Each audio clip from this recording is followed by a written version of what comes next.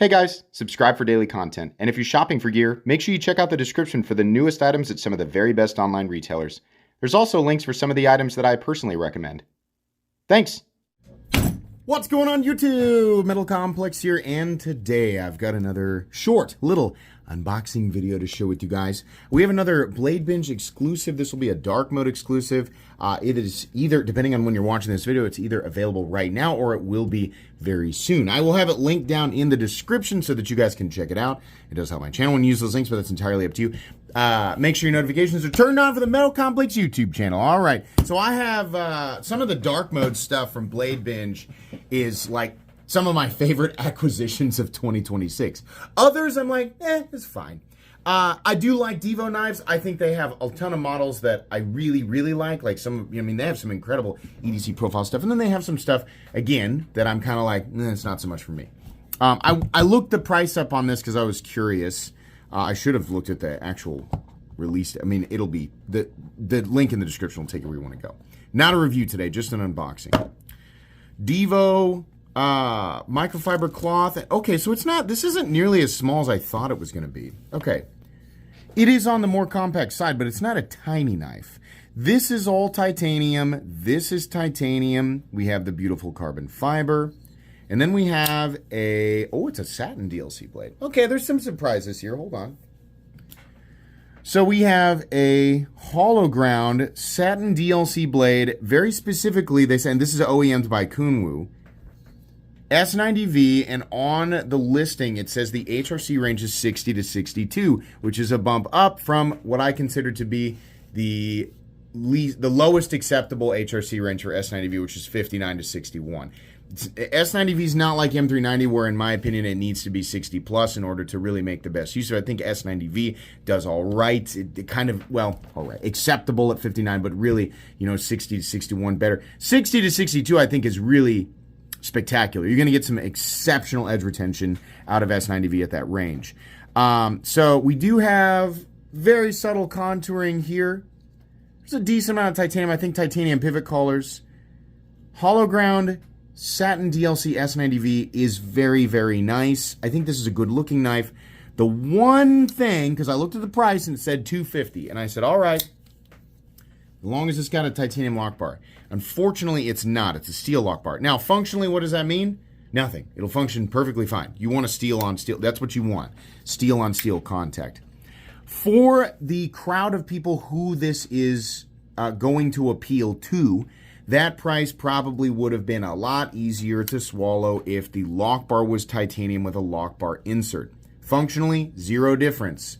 But it's kind of that extra special kind of, ooh, it's extra effort there, right? So that I was a little bit bummed to see. This is a bigger knife than I thought, and as far as the rest of it goes, it's very easy to manipulate, feels super snappy, pivot action feels good, access to that little opening slot there to reverse flick it, that's all good, right? Would have been nice, maybe a little something else going on with the backspacer and maybe a little bit more, radius, like at the edges. The chamfering would have been a little bit nice, but it's fine. It makes a good EDC knife, and if you're a big fan of Divo and if you're a big fan of the dark mode stuff, this is going to be right up your alley. Any additional information on the box? I don't think so. Right? Did they do a tall boy? Is that what they did? And then, so this is the small boy.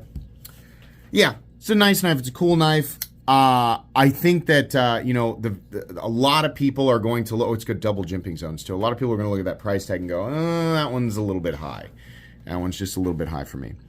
But you can let me know what you think, if titanium liners would have helped out there for you. I mean, it is everything else about this is very, very premium. There's no denying it. Blade steel, the blade entirely is extremely premium, and so is the carbon fiber. This is not cheap. This is not something that they can make and sell for $50 or $100. Not possible, right? It is made in China.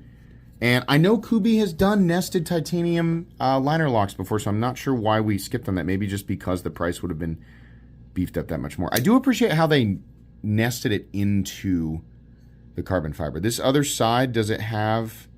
Yeah, the other side actually does have a liner in there. You can see it reflecting. So, I don't know.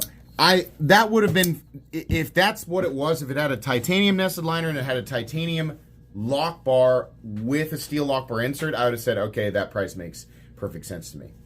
Here like this, I think I would have preferred to see it under 200. So, but this is fine. This isn't, I mean, I'm just going to be honest with you, this isn't my favorite dark mode collab. But it's still a good, I mean, they built it well, right? The price just seems high. It's well built, it's cool. Divo makes a good knife. It's just, in this configuration, this is not my favorite dark mode collab, but it's still nice. Overall length on this guy, we are coming in at about 7 inches. So again, not a ton. I think it's actually a little bit less. Yeah, let's get it exact. So it's 6.85 inches with a 3-inch blade on the dot, and your cutting edge is coming in at about 2.8 inches.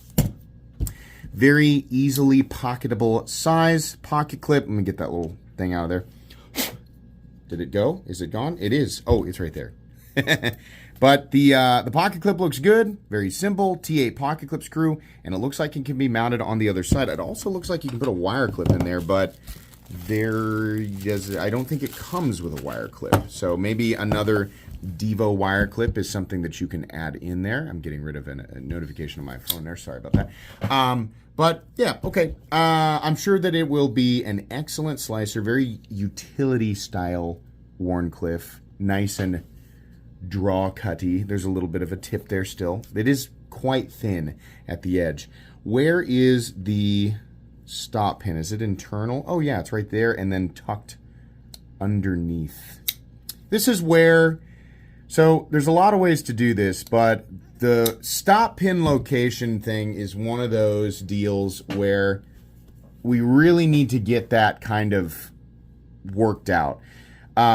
A lot of times on some of these models, stop this, and this is great. This is a great example of how this can be done, and that you keep it away from the plunge grind and away from the edge. Anytime that we have a contact point that's near the edge, right? If it's like way back here, that's what we did with Excalibur, is like we put it way back there. As long as it's way away, then you're good, right? But I think like universally the entire knife industry, just people designing knives in general, we got to get that figured out. We got to keep those things way away. And for some people, it will never, ever matter. For some people, it will never matter. And for other people, it will be the most important thing in the entire world, right?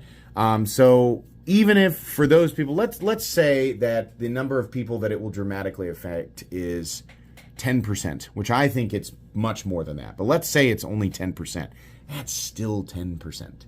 That's still enough to where it's like, hey, we need. I mean, I get pretty loud for left-handed people, you know, and they represent at least 10% of the population, right? So that's one of those things where, you know, I'm one of those people that I've never really had a situation because I have so many knives and I'm such a casual knife user. I'm more of a design reviewer than anything else, and it's just not really come up to affect me, but it does affect some people, and I agree. You know, we don't want to have too many. I mean, we really don't want stop pins like contacting right there, right? Even if you manage to sharpen around it, we probably just don't want to have that.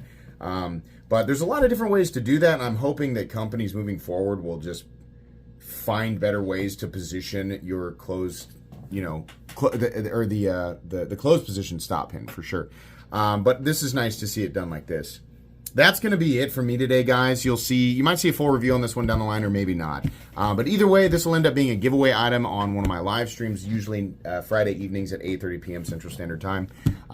Sometimes other days on the weekend. But yeah, probably going to end up as a giveaway item. Thanks again to Bladebinge and Divo. Links in the description for this guy. Please make sure to follow me on Instagram at metal_complex. If you enjoyed this video, leave a like. If you'd like to check out my other content, I do, of course, have lots of videos of knives that are either expensive or inexpensive that I do or don't like, so check those out. And if you enjoy all my content, go ahead and click on that Metal Complex logo right there and subscribe, because there's definitely more coming. Thanks again for watching, everybody, and have a great day.